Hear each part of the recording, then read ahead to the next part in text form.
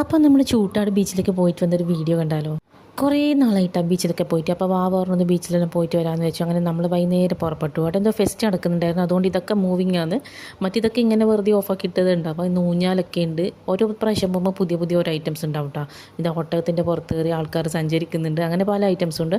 അപ്പം ഇപ്പോൾ കണ്ടതാണ് ഈ കടലിൻ്റെ ഉള്ളിലേക്ക് കരിങ്കല്ലൊക്കെ ഇട്ടിട്ടൊരു പാലം പോലെ ഇങ്ങനെ ഉണ്ടാക്കിയിട്ടുണ്ട്. നമ്മൾ മുമ്പ് കണ്ടിട്ടുണ്ടായിരുന്നില്ല. അപ്പോൾ അങ്ങോട്ട് പോയി നോക്കാമെന്ന് വിചാരിച്ചു.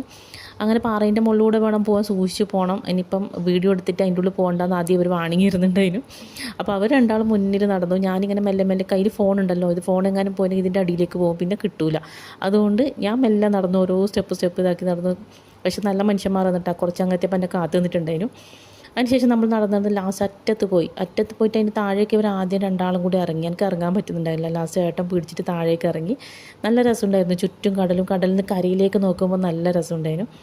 അങ്ങനെ ഒരു ചേഞ്ച്, സാധാരണ ഇതൊന്നും ഉണ്ടാവില്ല. അപ്പം ഇങ്ങോട്ട് വന്ന് നോക്കി, നല്ല രസമുണ്ട്. അതിന് ശേഷം നമ്മൾ കുറച്ച് വീഡിയോസെല്ലാം എടുത്തു.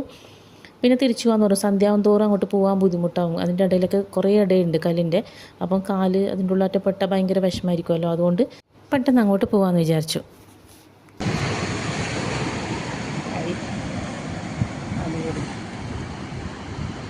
നമ്മളിവിടെ എത്തുമ്പോഴത്തെ ഒരു കുട്ടിയുടെ ഒട്ടകത്തിൻ്റെ മുകളിൽ കയറിയിട്ട് പോകുന്നുണ്ടായിരുന്നു. നല്ല രസമുണ്ട് ഒട്ടകത്തിനെ കാണാൻ വേണ്ടി. ഇവിടെ എന്തെങ്കിലുമൊക്കെ ഈ ജാഥയും അതുപോലത്തെ എന്തെങ്കിലും പരിപാടിയൊക്കെ നടക്കുമല്ലോ, അതിൽ ഈ ഒട്ടകം വരലുണ്ട്. നമ്മൾ മുമ്പ് ഇതിനെ കണ്ടിട്ടുണ്ട്. ഒരു പ്രാവശ്യം എന്തോ ഒരു പ്രോഗ്രാം ഉണ്ടായ സമയത്ത് റോഡിലൂടെ പോകുന്ന കണ്ടിട്ടുണ്ട്. അതിനുശേഷം ആ ഒരു ബോട്ടിലെല്ലാം എടുത്തിട്ടാണ് വന്നിട്ടുണ്ട്. അതിന് ബീച്ച് മെമ്മറി എന്ന് പറഞ്ഞിട്ട് ബീച്ചിനെ വീട്ടിലേക്ക് കൊണ്ടുപോകാനൊരു കുഞ്ഞ് റീലൊക്കെ എടുക്കുന്നുണ്ടായിരുന്നു.